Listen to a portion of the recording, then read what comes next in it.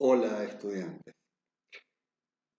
En esta segunda clase de teoría y práctica de la traducción general, vamos a continuar nuestro recorrido por el primero de los ejes temáticos de esta unidad 1 de la materia, que es el arte, es decir, la traducción en arte.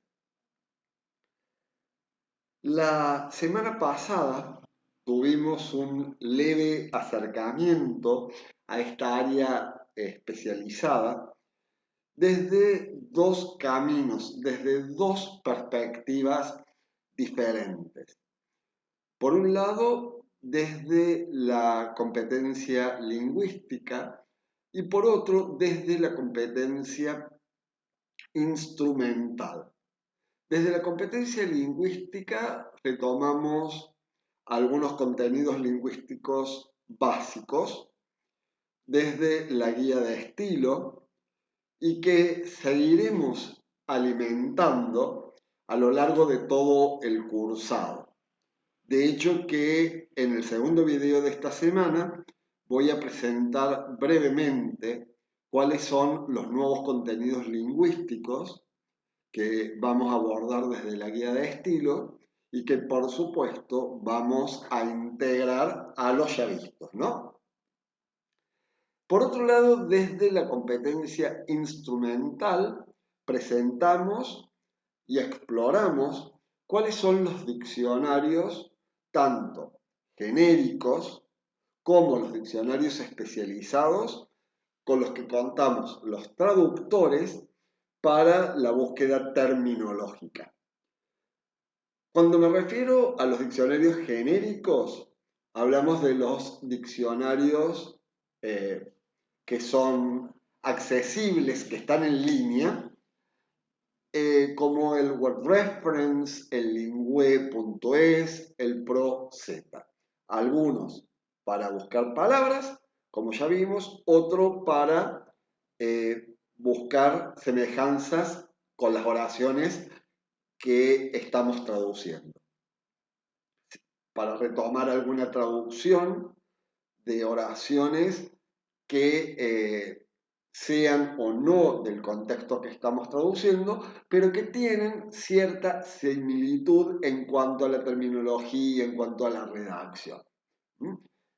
Eso en cuanto a diccionarios genéricos, y como el nombre lo indica, recuerden que vamos a buscar allí terminología genérica, ya sean adjetivos, conectores, preposiciones, adverbios, mientras que en los diccionarios especializados, y en este caso les compartí y ya estuvimos trabajando con él, que es el diccionario bilingüe de terminología en arte que nos presenta Alicia Lewin. Un diccionario bilingüe que, como vimos, no solamente nos presenta el término y su equivalente, su traducción, sino también nos brinda un concepto, una descripción de ese término, sobre todo para que nosotros, traductores que no somos especializados en el tema, podamos comprenderlo, podamos entenderlo y así podamos trasladarlos correctamente al contexto de nuestras traducciones.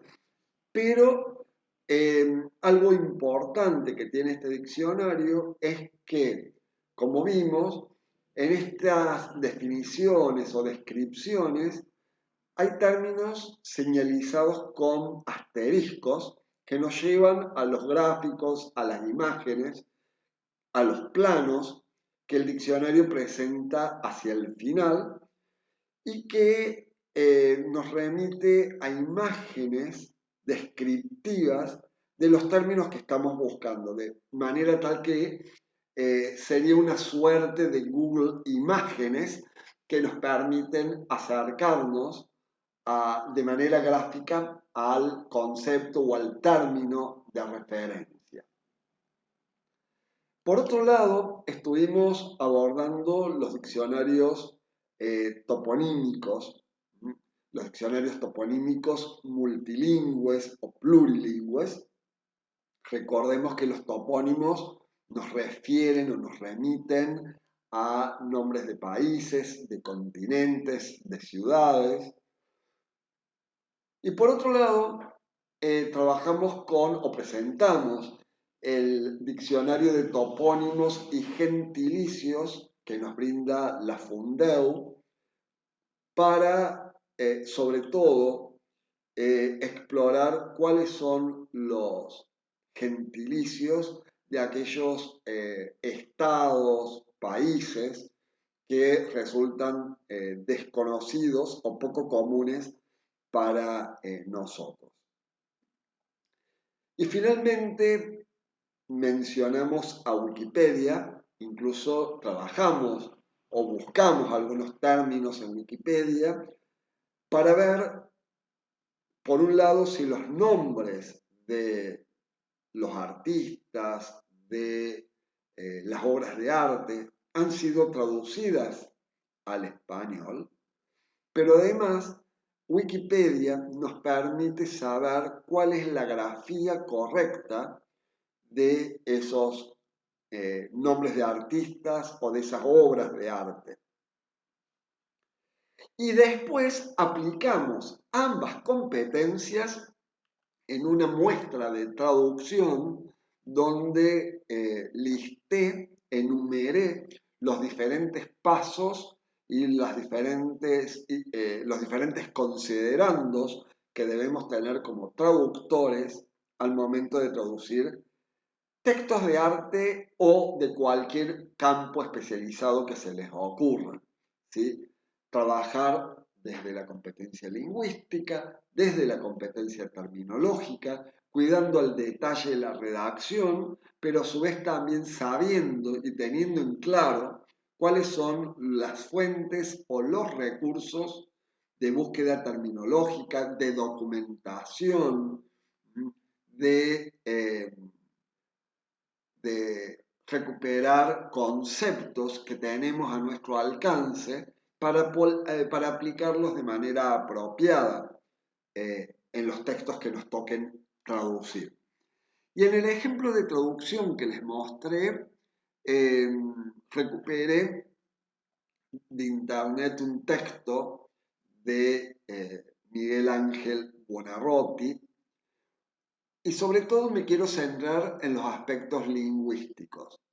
Tengan en cuenta que no debemos repetir la longitud de las oraciones que ofrece el texto original, sino trabajar en español con oraciones más cortas, sencillas, usar recursos cohesivos que permitan unir esas oraciones, esos párrafos, esas ideas, conectores que van a dar cierta fluidez también y naturalidad a la lectura del texto.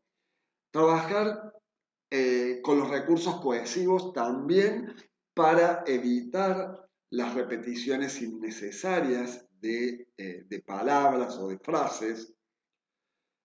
Prestar mucha atención a la secuencia verbal y a las construcciones pasivas y activas que nos presentan los textos. Como ya vimos, la voz pasiva abunda en los textos de naturaleza técnico-científica, que son los que vamos a trabajar en las prácticas de traducción a mi cargo. Y esa voz pasiva en español podemos ir utilizando distintos mecanismos. O bien la voz pasiva participial, es decir, el calco de la misma estructura que está en inglés. Trabajar con la voz pasiva refleja o con C cuando el contexto lo merite. O bien cuando se presenta el complemento agente, es decir, quien realiza la acción, ese by y el complemento, la persona o el objeto que realiza la acción, trabajar con una estrategia que vamos a ver más adelante que nos permite convertir esa oración en voz pasiva en una oración en voz activa. Y por supuesto tener en cuenta también datos que hacen al contexto de los textos, como son los números, cómo son los símbolos, y bueno, todos los aspectos de normativa que hemos venido mencionando, ¿no? Los usos de mayúsculas y minúsculas, los signos de puntuación que vamos a empezar a darlos esta semana, trabajar con los cognados, tener mucho cuidado con los cognados, con los false friends, y además en la redacción tener mucho cuidado con los términos, los equivalentes de determinados términos, porque muchas veces nos quedamos con el primer término que aparece en el diccionario y resulta que no es un equivalente apto para ese contexto. Piensen, por ejemplo, en el siguiente caso. Si yo digo, the disease creates new cells, yo no lo puedo traducir como la enfermedad crea nuevas células, sino que debo buscarle el sentido común para que ese texto resulte efectivo y con sentido en el texto meta. Por ejemplo, puedo decir que la enfermedad da lugar a nuevas células o que la enfermedad causa o genera nuevas células, distintos matices que vamos a ir incorporando a medida que avancemos en la traducción y tomar las devoluciones y las correcciones como base, como punto de partida para seguir mejorando en el proceso traductológico a medida que avancemos o que recorramos este u otros campos especializados por venir. Ahora bien, ya hablamos de las competencias lingüísticas. Ahora vamos a centrarnos en la competencia terminológica propia de los textos de arte. Y les hago la siguiente pregunta. Como dice el dicho popular, una imagen vale más que 1000 palabras. Ahora bien, quisiera que me digan qué tipo de información ustedes pueden rescatar a partir de las imágenes que forman parte de esta diapositiva, que van a encontrar con seguridad en los textos de arte que les toque traducir. ¿Qué información que ven ustedes acá en la imagen, en las imágenes, van a encontrar en los textos de arte que les va a tocar traducir? Y bueno, seguramente ustedes lo primero que me van a decir, vamos a encontrar nombres de artistas. Por ejemplo, Salvador Dalí, famoso por sus bigotes, o Pablo Picasso, que lo pueden apreciar ustedes en esta diapositiva.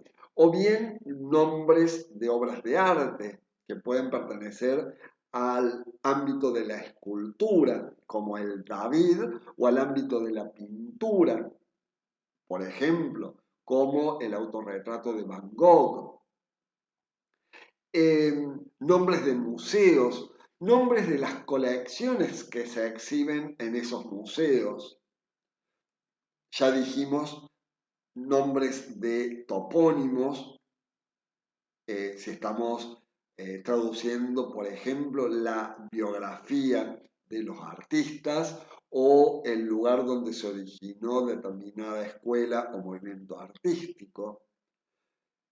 Vamos a encontrarnos con los nombres de los distintos movimientos o escuelas artísticos, valga la redundancia, pero también, y algo que escapa a lo macro, que es lo que se puede observar a primera vista en estas imágenes, y tiene que ver con el concepto interno de estas imágenes, con lo micro, lo que de alguna manera se ve y no se ve. Nosotros, por ejemplo, podemos hablar de distintos adjetivos, una alta carga de adjetivos que va a tener seguramente la descripción de las obras de arte.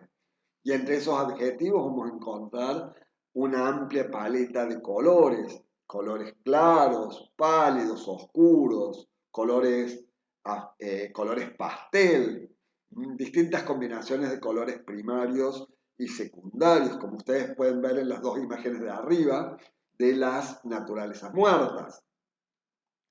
También nos vamos a encontrar con, y esto es algo que escapa a una simple imagen y que tiene que ver con los sentimientos que los artistas vuelcan en sus obras de arte, sentimientos, estados de ánimo, como así también los movimientos históricos, culturales, sociales, a los que esos artistas o esos movimientos o esas escuelas artísticos pertenecen.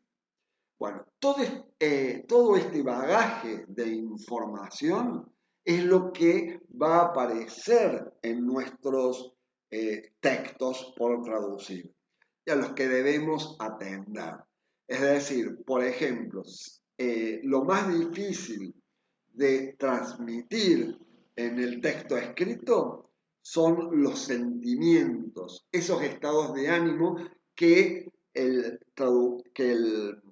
artista quiso plasmar en sus obras de arte. Bueno, esos mismos sentimientos de alguna manera se deben ver reflejados en los textos. Esos movimientos históricos, esos movimientos sociales, esa paleta de colores. Bueno, es información que nos puede resultar familiar, pero a la hora de traducir hay que también saber identificarla, tratarla y reproducirla correctamente, que no es nada sencillo, en el texto meta.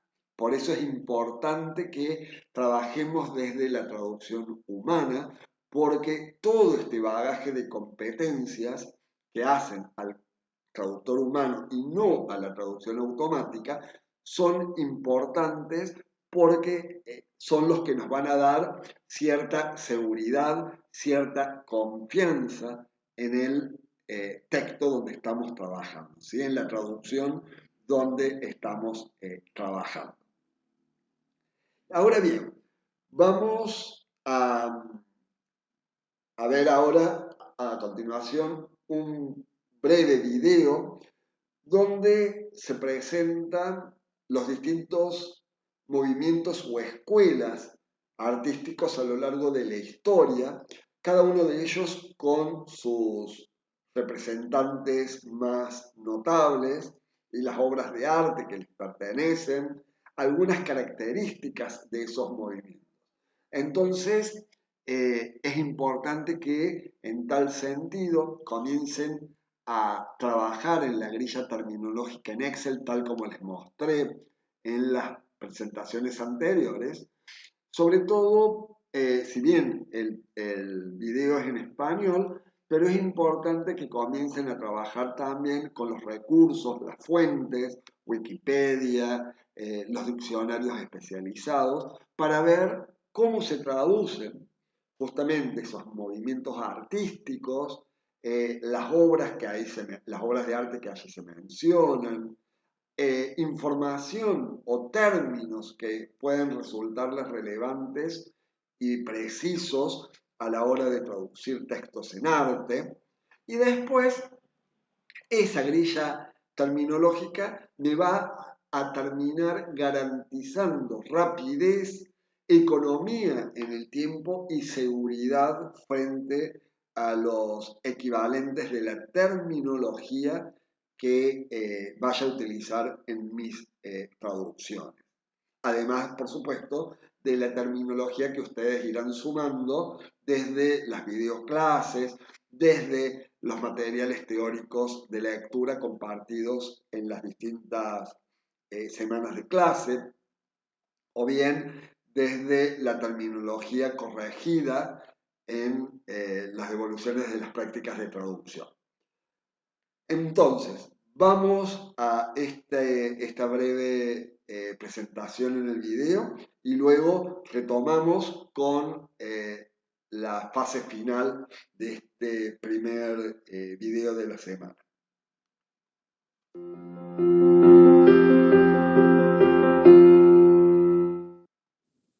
El arte siempre ha sido una compañía en nuestras vidas.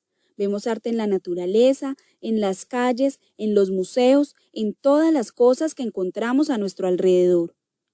Desde tiempos inmemorables, el arte ha ido cambiando, creciendo y evolucionando con nosotros. Por eso, en este mes de abril queremos ofrecerle un homenaje a la historia del arte, contándoles algunos de los hitos más importantes de todos los tiempos.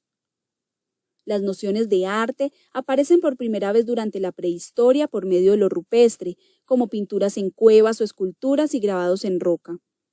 Luego tuvimos el periodo mesopotámico, el egipcio, griego, romano y el islam, cada uno con enfoques distintos, hablando en su arte de la naturaleza, la religión, los dioses y la muerte.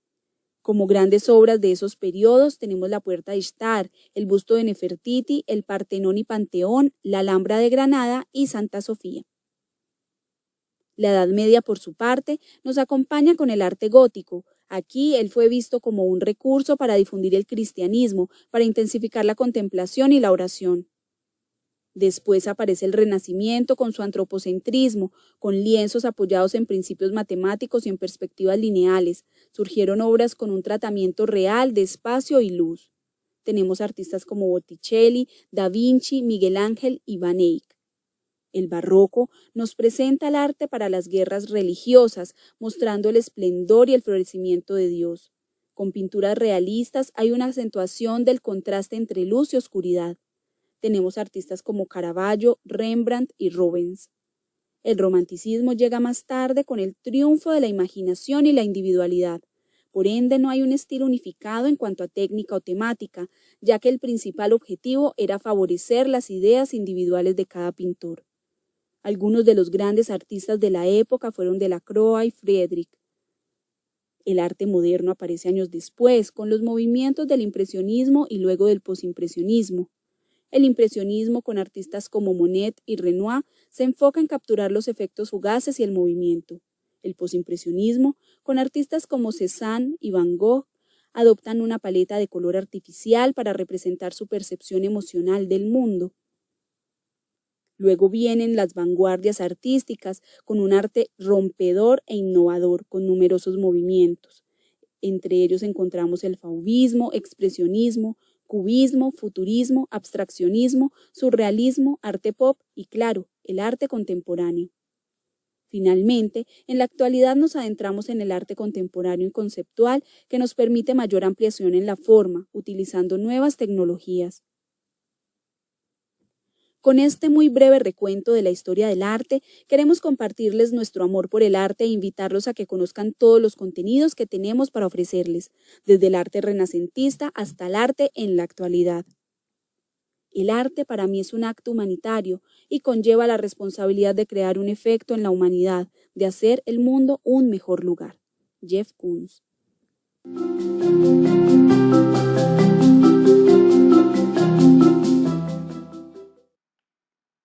Me quedo con la última frase del video donde dice que el arte es un acto humanitario y yo le agrego a lo que dice la presentadora del video que el acto de lograr determinados efectos en el en la audiencia a través del arte son los efectos que nosotros debemos, como recién les decía, trasladar a la traducción.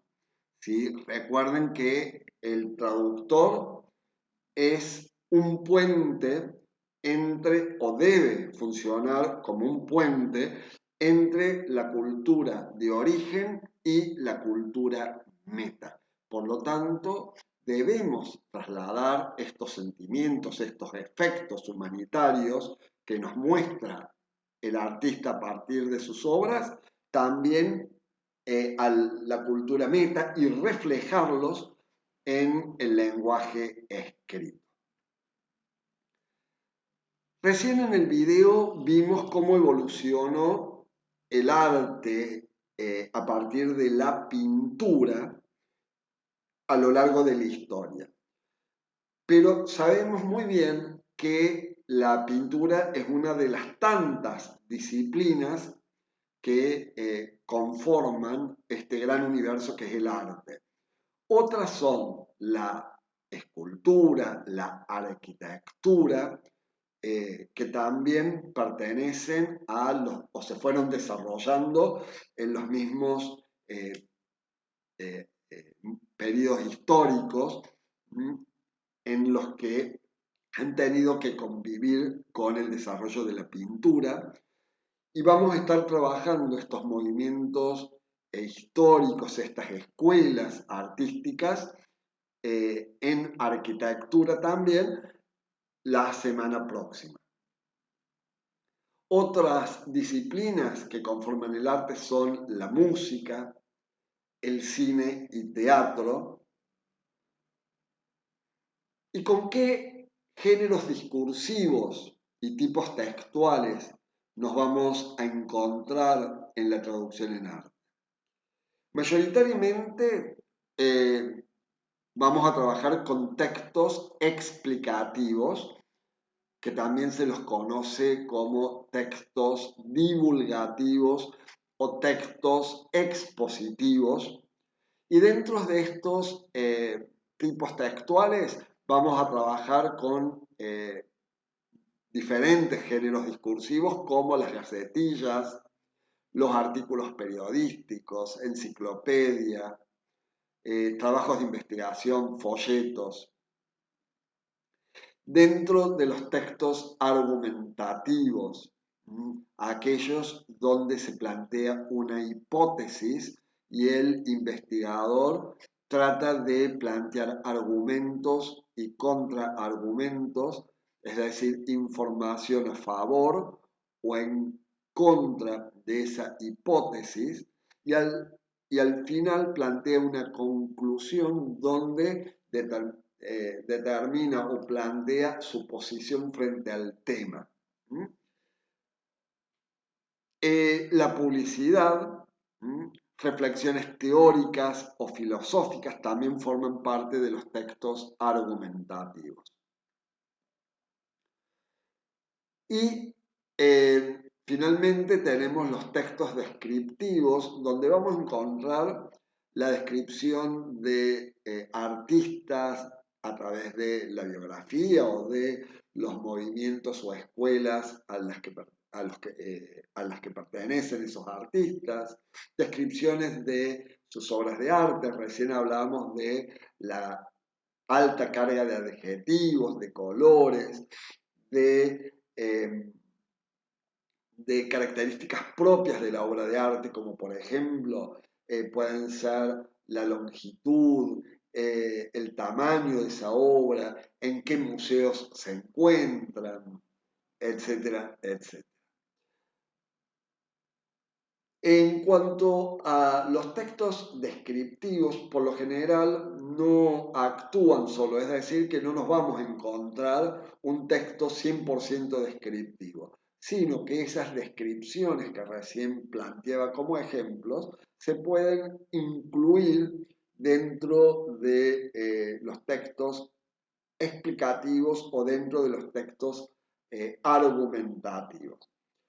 Cuando queremos saber con qué tipo textual o con qué género discursivo nos vamos a encontrar, lo importante es reconocer cuál de ellos abunda o es más representativo dentro del encargo que vayamos a traducir. Y tener en cuenta, por ejemplo, si tenemos que traducir una obra de arte de Pablo Picasso, por ejemplo, el Guernica, esa misma información se puede plantear de diferentes maneras. La podemos encontrar en una enciclopedia, podemos encontrarla como parte de una tesis doctoral, un texto argumentativo, o como una descripción de la obra de arte. ¿Sí? Fíjense, el tema central, que es la obra de Pablo Picasso, el Guernica, es la misma para todos los textos, pero dependiendo del tipo textual y del género discursivo, va a estar redactada de diferente manera, con distinta terminología, con distintos giros fraseológicos, con distinto abordaje de la información, vocabulario más sencillo o menos sencillo, dependiendo del receptor, del destinatario, que es en definitiva en quién debemos pensar al traducir. No se va a redactar del mismo modo, no vamos a usar el mismo vocabulario. Si redactamos, por ejemplo, la obra de Picasso, el Guernica, para un profesional artista que para una colección de un museo, o bien para una enciclopedia o para una persona común, un lector común que solamente le interesa conocer algo de la obra. Entonces, todo eso debemos tenerlo en cuenta, además de las competencias que recién mencionamos, terminológica y lingüística, e instrumental en nuestra traducción. Fíjense cuán amplio es el espectro que debemos considerar a la hora de traducir. Y aquí les presento algunos ejemplos de cómo traducir las obras de arte. Acá tenemos una obra de arte en inglés que es Three Trees in Grey Weather, que es del pintor francés Claude Monet.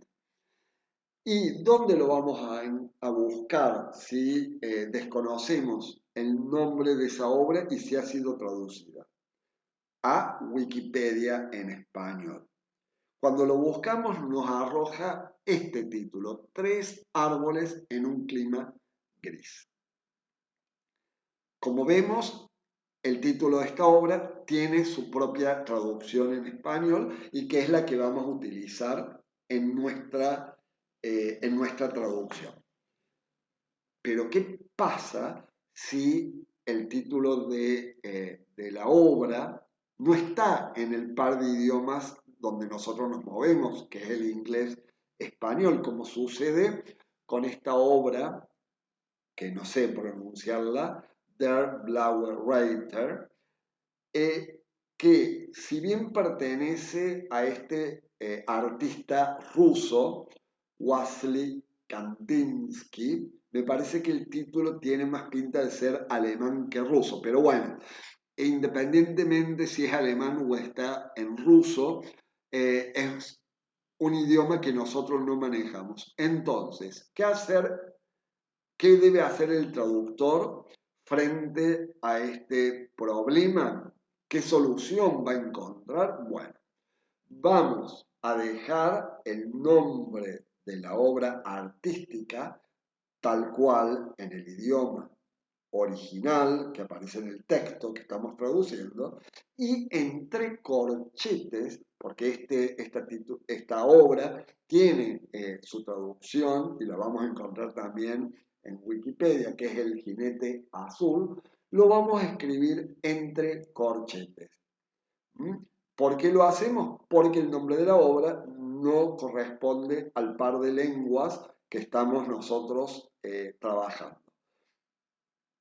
Y por supuesto, siguiendo la normativa, el uso de mayúsculas, minúsculas y cursiva cuando escribimos los títulos de obras, en este caso de una pintura. Justamente el jinete azul es el que pueden ver ustedes al lado de la figura de la artista, ¿no? Ahora bien, planteamos el siguiente caso, tercer caso de traducción de obras de arte.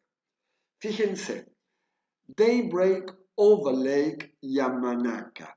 Si bien el título está en inglés y podemos decir que es una de las lenguas que nosotros vamos a trabajar, pero esta obra que pertenece a ese pintor que me parece que es chino, japonés, coreano, de alguna de esas nacionalidades, pero lo importante es saber que si lo buscamos en Wikipedia, si lo buscamos en Internet, no vamos a encontrarle ninguna traducción, porque no ha sido traducido. Tal vez porque los artistas de estas culturas tan orientales, tan lejanas a nosotros, no aparece en nuestros libros, en nuestra enciclopedia, en nuestra vida cotidiana, ¿sí?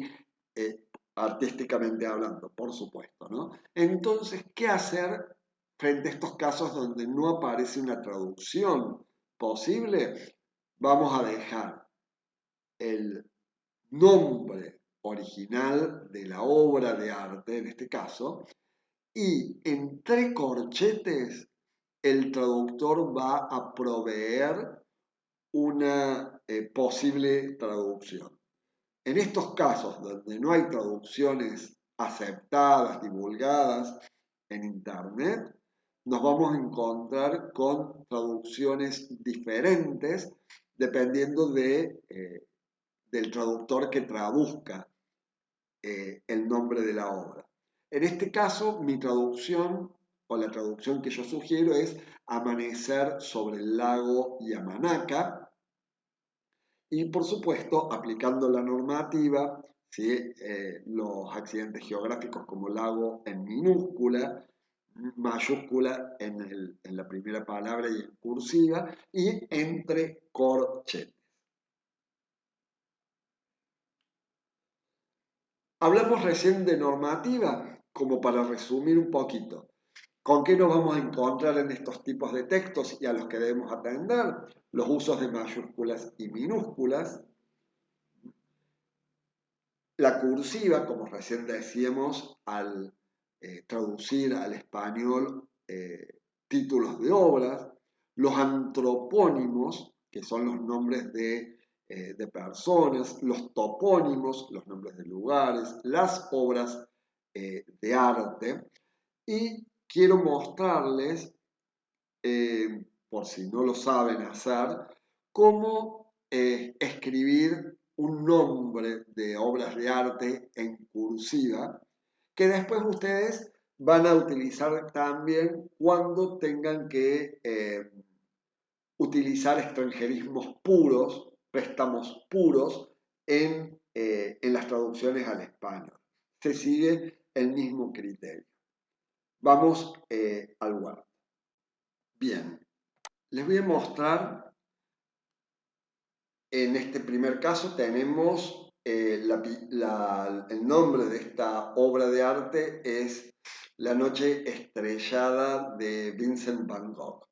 ¿Cómo vamos a aplicar cursiva al título de obra?